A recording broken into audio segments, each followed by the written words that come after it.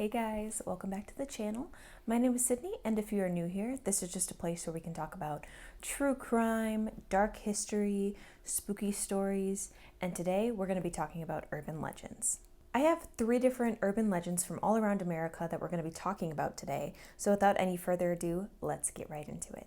Our first legend is surrounding a woman named Hannah Cranna. Hannah lived a very quiet life in the 18th century with her older husband, and they lived in a city called Monroe, Connecticut. One night, Hannah's husband took a walk through the woods, which was something he did quite regularly, except for on this specific night, he fell off of a cliff and died. After this event, the townspeople of Monroe became very suspicious of Hannah. The townspeople thought that Hannah must have cast some sort of spell upon her husband that caused him to just one night walk off this cliff. Hannah actually never remarried, and continually she wore widow's weeds, which were clothes that widows often wore after their husbands died as a sign of mourning. Hannah lived alone, and she only had chickens as her pets, but rumors started to swirl around the town that Hannah was actually a witch. The rumors were that she actually had snakes guarding her house and that she would curse people if they didn't give her exactly what she wanted. For example, one time Hannah went over to her neighbor's house,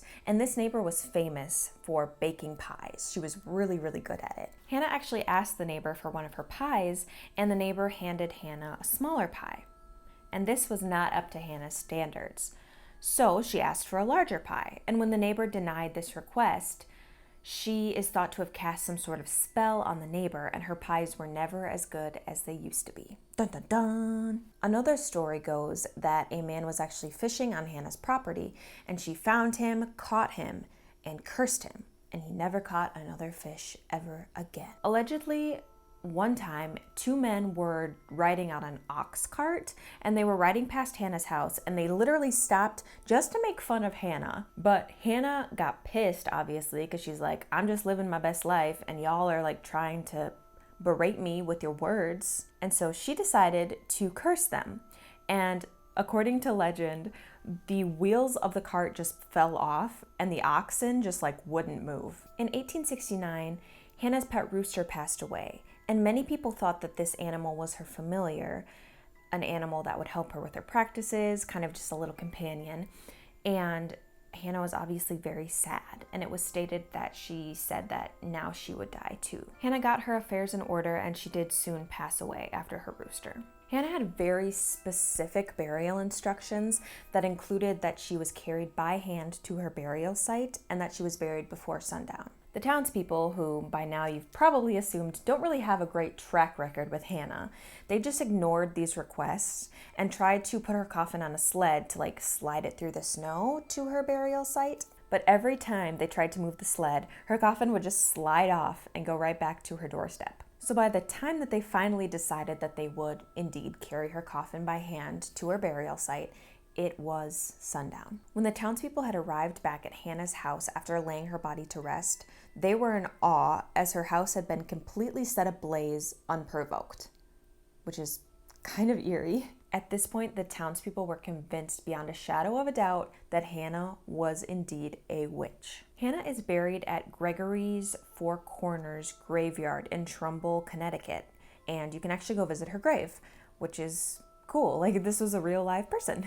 According to legend, Hannah's ghost can sometimes be seen walking across the road, and it has actually caused a couple car accidents because people get distracted by Hannah's ghost and they get into car accidents, unfortunately. This legend and these sightings of our ghosts, even to this day, have cemented in people's minds that Hannah Cranna was indeed the Wicked Witch of Monroe, Connecticut.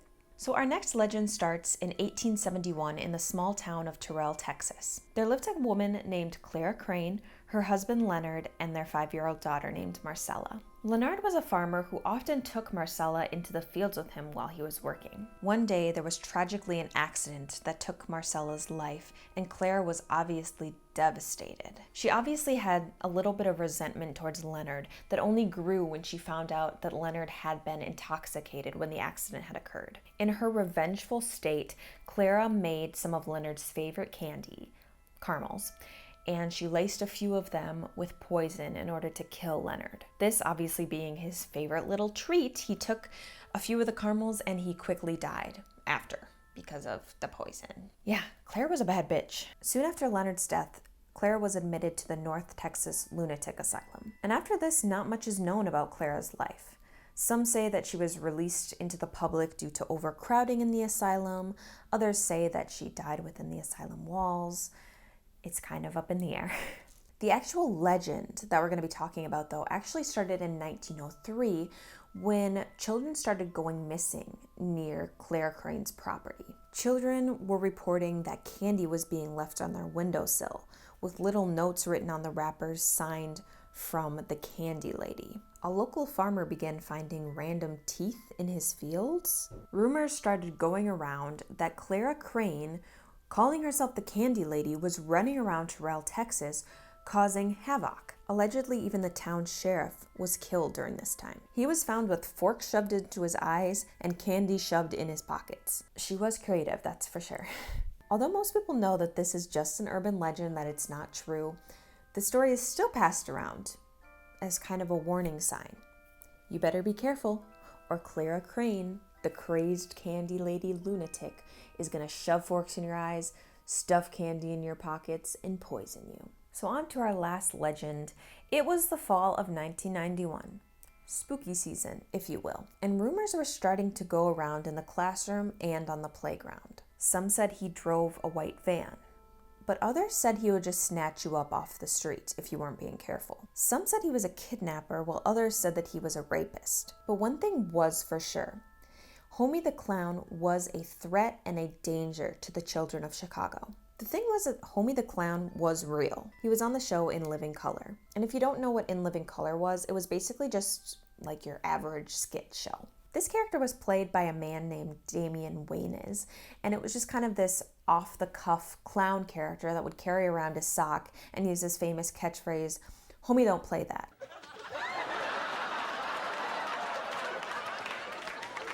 Now, how do you feel about yourself? Totally dissed, homie. That's why homie don't play that. It just occurred to me right now that Homie Don't Play That is like, I was like, oh yeah, Homie, like his name, like, oh, like Sydney Don't Play That. No, it's like, Homie Don't, like. So how this character on a comedy show got twisted and turned into a pedophile criminal is not really known. Parents and citizens obviously got concerned pretty quickly, and soon enough, the Chicago police got involved. A few sources ran that the police were taking this as a serious threat. Others said, though, that the police weren't taking it seriously because it was obviously just an urban legend made up by kids to just scare each other. And it was working really well. This legend was very short-lived. After the fall of 1991, Homie the Clown had retired, and the children could safely and calmly walk the streets and play on the playgrounds once again. This urban legend is very reminiscent of the 2016 clown sightings that were happening, if you guys remember that. I find it interesting that so many people are scared of clowns, me included, but we love to make shit up about clowns. But that is all I have for you guys today. I hope that you enjoyed learning about some spooky, scary urban legends from all around America. I personally didn't really know about any of these. Leave it down in the comments below. Did you know about these urban legends? What other urban legends would you want me to talk about, if any at all? I really enjoyed learning about some obscure little guys running around, causing some havoc. So, well, I hope you guys have a great rest of your day. Stay hydrated. It's hot out there. And yeah, keep being the bad bitches that you are. Bye, guys.